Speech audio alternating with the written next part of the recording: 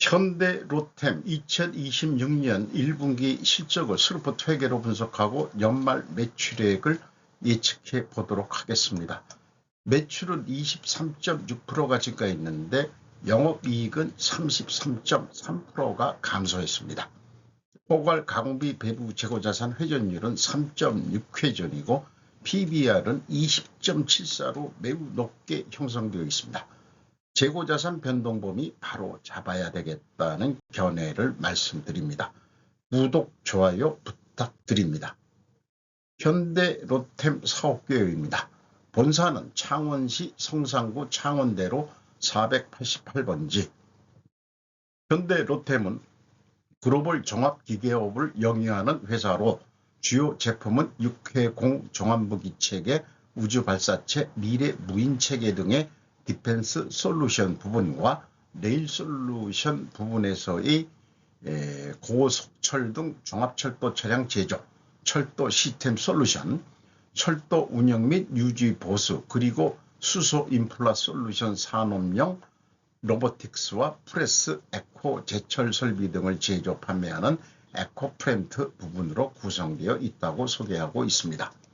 세계적인 수준의 성능을 갖춘 K2 전차를 성공적으로 개발 완료하여 K1A1 전차 이후 지상군 핵심 전투력 증강을 위한 양산, 전력화 사업을 진행하고 있으며 해외 수출 및 관련 기술 지원 사업 또한 추진 중에 있습니다. 특히 로봇 유무인 복합 무기체계 MUM-T, 항공우주 등의 신사업 분야의 전사적 역량을 집중해 나가고 있다고 소개를 하고 있는데, 이 사진은 루마니아의 무인 로봇 기술력 홍보하는 거가 나갔습니다만은 독일한테 이번 입찰에 패배를 했다는 뉴스를 어저께인가 이틀 전에 소개를 했죠. 우선 주가는 60만 원으로 1년 전보다 233.5%가 상승했습니다. PBR은 20.74로 1424%나 크게 뛰었습니다. 5% 이상 주주는 현대차가 33.8%, 국민연금이 7.8%, 홍콩 상하이 골드만삭스가 외국인으로 눈에 띄는데 26.7% 지분을 가지고 있습니다. 스루프트 회계로 분석한 결과입니다. 매출은 1조 4,156억 원으로 23.6%가 증가했는데 매출에 비례하는 매출 재료비는 64.5%로 크게 증가했습니다. 그 차이가 41%나 됩니다. 플러스. 여기서 우리는 원재료 가격이 크게 상승했다라고 1차 추론을 해볼 수 있겠습니다. 스루프트율이 12.1%나 떨어졌죠. 이 재료비 가격이 꽤 많이 뛴 것 같습니다. 수주 가격은 이미 결정되어 있는 거에서 매출이 일어나는 거니까. 운영 경비는 12.9% 증가했습니다. 그 결과 TOE 생산성은 1.23으로서 0.16이 내려갔습니다. 이 1.23에 대해서 옛날 그 조직에 있을 때 그 오너가 그게 무슨 개념이냐 이렇게 얘기를 해서 연초에 100억 가지고 시작했으면은 연말에 23억 벌었다는 뜻입니다. 이렇게 쉽게 제가 설명을 했죠. 스루프트 영업이익 1,350억 원으로서 33.3%가 증가했습니다. 그러나 원가 회계는 거꾸로 10.8%가 증가했다고 얘기하죠. 스루프트 관점에서는 영업이익이 감소했습니다. 그 차이가 무려 871억이 되는데 이것은 가공비 배부 재고자산, 특히 이 계약자산이 증가했기 때문입니다. 재고회전율 3.63회전, 전년도에는 4.16회전인데 매출이 증가했어도 재고회전율은 떨어졌죠. 원가회계 영업이익입니다. 원가회계에는 10.8% 영업이익이 상승한 것으로 그렇게 결산을 했습니다. 이 수주산업에서 계약자산이라는 게 있기 때문에 이런 결과들이 나오게 됩니다.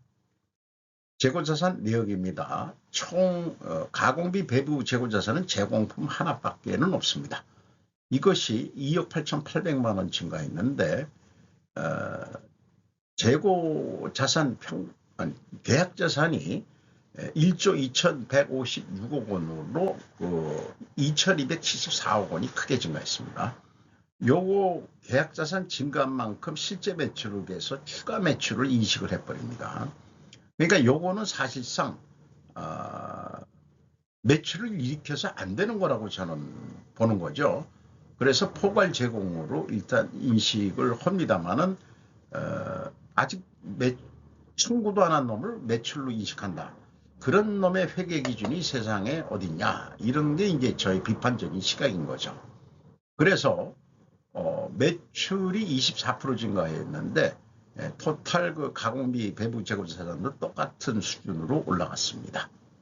그것이 좀 문제라고 볼 수 있겠습니다. 비용의 성격적 분류 내용 분석 내용입니다. 재고자산의 변동이 마이너스 269억 원이면 재고가 증가했다는 뜻이고요. 원재료의 사용액이라고 6,285억 원 21.5%가 증가했습니다. AB를 더한 MC 매출원가 재료비는 43% 증가했습니다. 이 표현된 거로 봐서 원재료 사용 이런 거면 이 재고자산의 변동이 가공비 배부 재고자산이 범위라고 일단 인식하게 됩니다.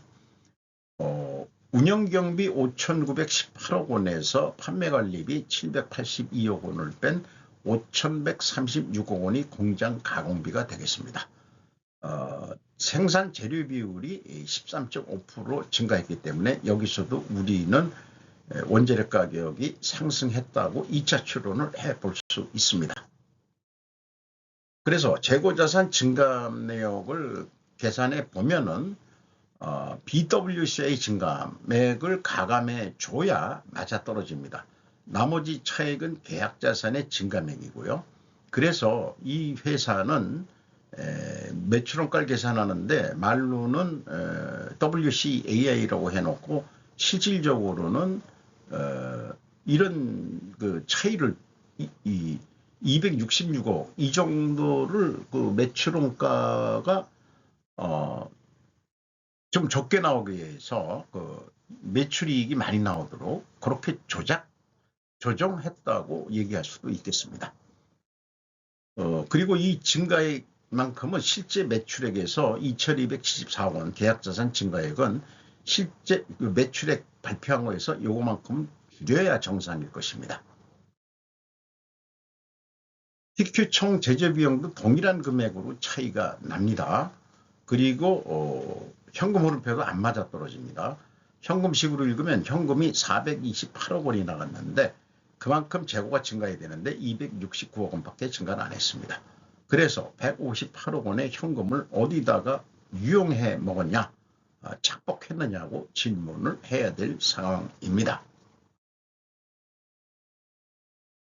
원가 회계하고 영업이익 차이는 포괄 가공비 배부 재고자산 증가액 2,277억 원에서 가공비율을 곱하면은 검증이 되죠. 가공비율이 크게 내려갔다는 얘기는 상대적으로 재료 비율이 크게 증가했다는 얘기도 되겠습니다. 주요 운영 비용으로서 인건비가 1,468억 원 12.8% 증가했고 직원 수는 359명이 증가가 됐습니다. 평균 임금은 1억 2,930만 원으로 3.9% 상승할 것으로 예상이 됩니다. 노동 생산성 4.7로 상승했고 노동 분배율 12.9% 상승했습니다. 더 올려줘도 좋았을 것 같기도 합니다. 외주 가공비 36.4% 감소했고 지급 수수료 84.8%가 크게 증가했습니다. 운반비는 또 66.5%가 감소했습니다. 경영평가 지표로서 재고 회전율이 떨어졌고 슬럼프율도 떨어졌습니다. 순방향으로 다 같이 떨어졌기 때문에 투명회계 가정을 일단 합니다. 나머지는 참고해 주시고요. 매출채권 수금속도 3.9위 전으로 갑자기 올라갔고 그 다음에 이 매입채무 지급속도 그것도 좀 올라갔긴 했는데 더 빨리 줬으면 더 좋을 뻔했습니다. 수금이 그동안에 밀린 게 왕창 들어왔는지 현금 버퍼율이 210.8% 증가했습니다. 두퐁 ROI 자본 회수율 4.3%로 2.4% 하락했습니다. 두 가지가 다 하락했기 때문에 회계 투명 가정을 하는데 요거를 입증하려면 원재료 가격이 상승하고 판매 가격은 인하가 돼야 됩니다. 근데 원재료 가격은 스테인리스 스틸 2mm 두께짜리만 했는데 이게 5.2% 상승한 것으로 요 한 가지만 달랑 공개를 하고 있습니다. 그리고 제품 판매 가격은 철도 차량만 공개를 하고 있습니다. 그래서 이 철도 차량의 이 판매 비율이 37%이기 때문에 37% 가중 평균을 하면 7%가 떨어졌습니다. 방산물자도 그렇게 떨어졌을 것 같아요. 그래서 일단은 입증 패스로 결론을 내기로 합니다. 저의 재고자산 매출원가 분식회계 가정 이론은 매출원가 재고 회전율은 가공비가 배부된 재고자산액이죠. 그리고 스루폿은 가공비가 제외된 재료비로 산출된 금액이죠. 그러니까 원가회계 재고 증가가 임의 조정이고 회전율 하락인데, 그러니까 재고를 증가시키고 재고 증가는 이익의 증가거든요. 원가회계는. 그런데 스루폿율이 상승이라면 역방향이면 분식회계 개연성 가정이론을 세우게 된 것입니다. 그 반대 순방향이면은 투명회계를 가정을 하는 거죠. 이렇게 그리고 요거 반대도 적용하는 것은 뭐냐? 회전율이 상승했는데 제품을 많이 팔아서 재고가 줄었으니까 회전율이 상승했는데 스루폿율은 하락. 이거 반대의 경우 역방향이니까 무조건 역방향은 분식회계 개연성 가정을 세운다. 이런 얘기가 되겠습니다. 현금 재무지표 1번 EAT 새우현금 순이익 3,982억 원을 벌었습니다. 두 번째 영업흐름 1조 9,957억 원의 영업현금 흐름이 있었습니다. 최종 1조 8,293억 원의 현금이 유입되었습니다. 이만큼 벌었다고 해야 될까 싶습니다. 플러스기 때문에 그 번 돈 가지고 어디다들 많이 썼느냐? 채권자한테 22억 갚았네요. 그 부채도 별로 없습니다. 이자 부채 1.7%밖에 되질 않습니다. 주주 현금으로 654억 원 이익배당액이 되겠습니다. 납입자본 성장률 3.0으로 상승했고 이익잉여금률 143.3%로 상승시켜 놨습니다. 1분기를 토대로 연말 매출액을 예측해 보도록 하겠습니다. 저가 무슨 특별한 비법이 있는 건 아니고요. 1 더하기 300% 했는데 루마니아 이런 뉴스권 수주 실패 이런 거로 봐가지고 한 20% 줄였습니다. 300%에서 280%, 1 더하기 280%에서 스루폿율로 나누면은 5조 3,791억 할 것 같습니다. 매출 재료비 기준으로도 1 더하기 280%에서 재료비율로 나누면은 똑같은 금액이 산출이 됩니다. 그런데 우리가 손익분기점을 한번 생각해 보죠. 재료비율 300% 올라간다고 봤을 때 영업이익이 없는 선이 손익분기점이죠.